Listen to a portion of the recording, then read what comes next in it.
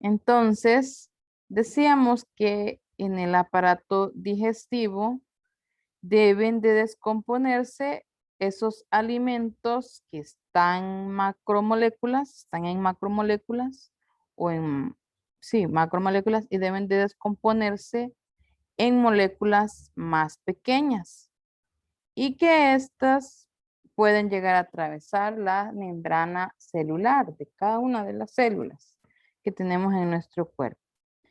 A la fragmentación de esas grandes moléculas de alimentos en moléculas pequeñas que el cuerpo puede utilizar, a eso se le conoce como el término de digestión, que es de lo que se trata el sistema digestivo, de realizar el proceso de digestión. Y los órganos que realizan esta función en conjunto son los órganos del aparato digestivo. ¿Ok? Entonces, en estas clases de esta semana, bueno, de ahora y de la otra semana, vamos a estudiar a este aparato como la organización, como toda una organización que es el aparato digestivo. Y vamos a ver la función general de cada uno de estos órganos que lo conforman. Para esto, pues en esta lámina vemos que se identifican los principales órganos del aparato digestivo. Vamos a ver los principales, que son la boca, ¿verdad? La boca, la faringe, la faringe, el esófago, el estómago. Aquí está el esófago, se continúa con el estómago, el intestino delgado y el intestino grueso. Cada uno de estos órganos son los que vamos a ir viendo. Entonces, pero además tenemos que identificar otras estructuras que están fuera del aparato digestivo, a excepción de la lengua, ¿verdad? A excepción de la lengua. Que estos órganos que están fuera del aparato digestivo, por su participación en el proceso digestivo, se les denomina como órganos accesorios. Órganos accesorios. Y esos órganos accesorios están compuestos, bueno, se dice que son la lengua, glándulas salivales, que dentro de las glándulas salivales, ya me acordé porque no les había mencionado la glándula parótida, porque esto entra en este tema, la glándula parótida. Entonces, las glándulas salivales comprenden a las glándulas parótida, sublingual y submandibular. Aquí vamos a encontrar las glándulas salivales. También hablamos de los dientes, no los podemos ver acá, pero los dientes son estructuras accesorias. Otro órgano que es estructura accesoria es el hígado, la vesícula biliar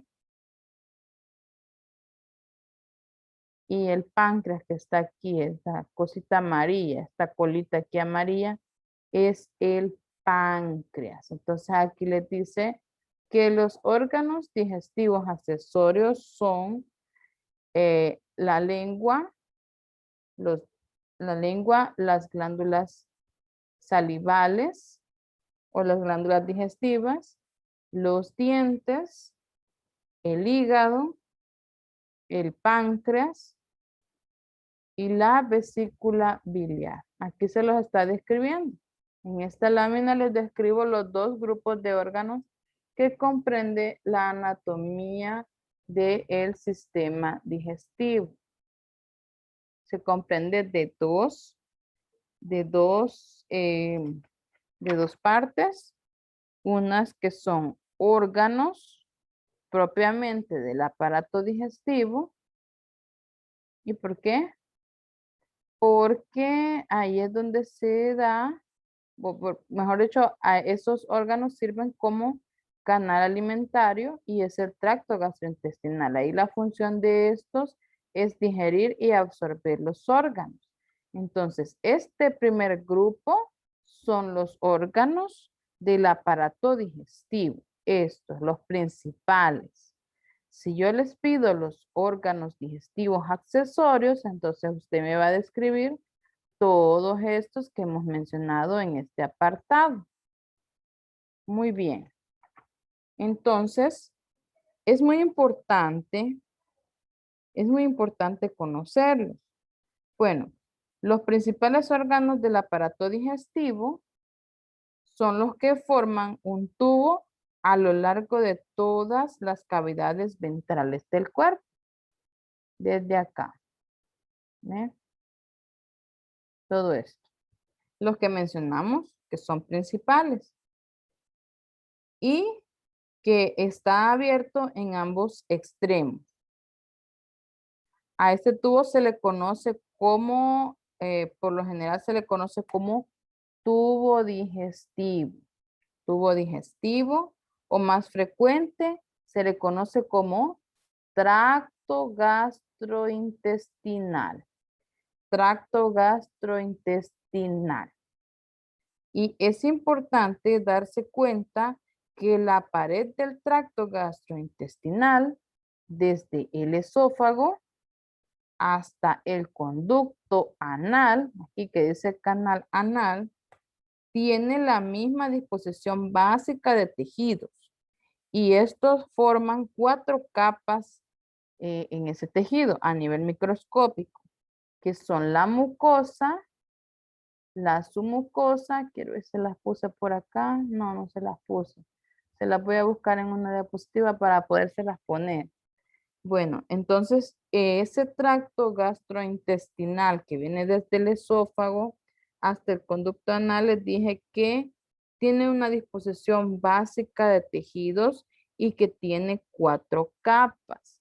Anoten que microscópicamente van a ver esas 4 capas y se llaman la mucosa, la submucosa, la muscular y la serosa. La mucosa, submucosa, muscular y serosa. Lo que me interesa en esta diapositiva son las funciones que el sistema digestivo tiene, las funciones de ingestión, secreción, mezcla y propulsión, digestión, absorción y defecación. Tiene 6 funciones, todo el sistema del tracto gastrointestinal, y entendamos que la ingestión no es más que la introducción de alimentos en la boca.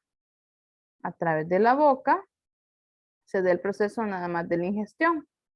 Bueno, ya adentro tenemos el otro proceso, otra función que se llama secreción, porque va a haber la liberación de agua, ácidos, amortiguadores y enzimas en la luz del tracto gastrointestinal. O sea, a nivel de acá, del estómago y los intestinos.